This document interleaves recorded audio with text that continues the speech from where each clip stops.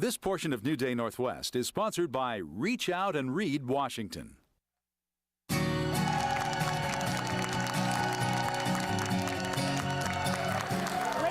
Learning about the tremendous work being done by Reach Out and Read Washington. The program helps parents understand the importance of reading to their children from birth and teams up with pediatricians to provide resources and new books.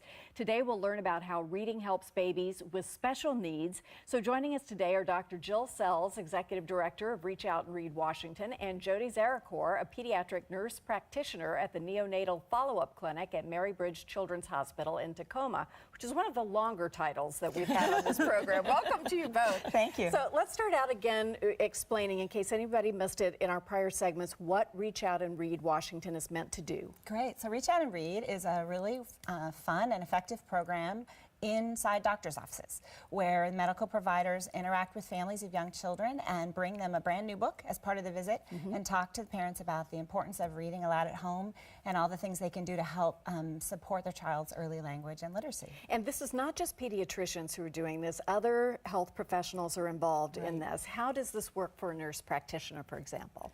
Well, for my particular clinic, which is staffed with other subspecialists, they have speech therapy, OT, PT, social worker, nurses, and then the nurse practitioner with the medical director as well.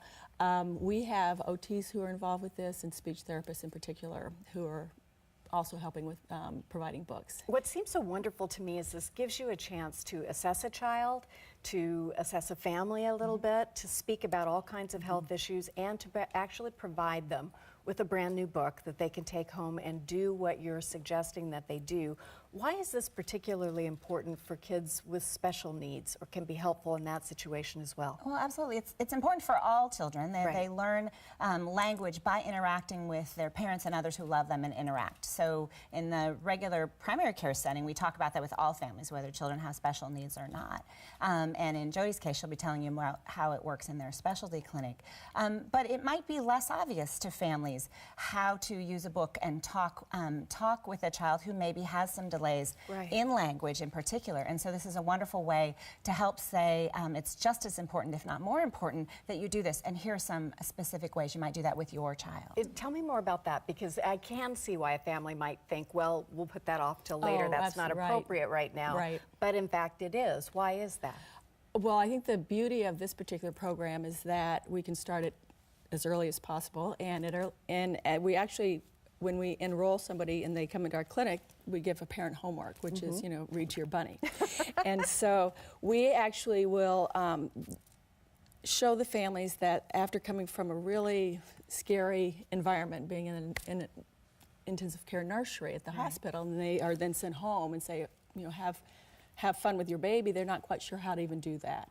And so I find our job is to help reframe the way they've been looking at this baby in a real fragile way to normalize the existence. And what could be better than just being a regular parent and just snuggling with a baby and reading. So that has great emotional benefits for the parent as well as the developmental benefits to the baby. We're showing them that we're looking forward together with them, and that we're their safety net as they go through this developmental pathway. I mean, we see them at regular intervals and make sure that we don't miss something. How is their vision? Well, we hand them a book.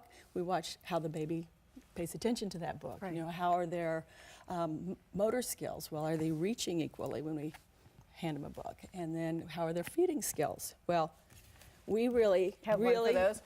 I love this book. If you'll just show that to this camera over there. This one.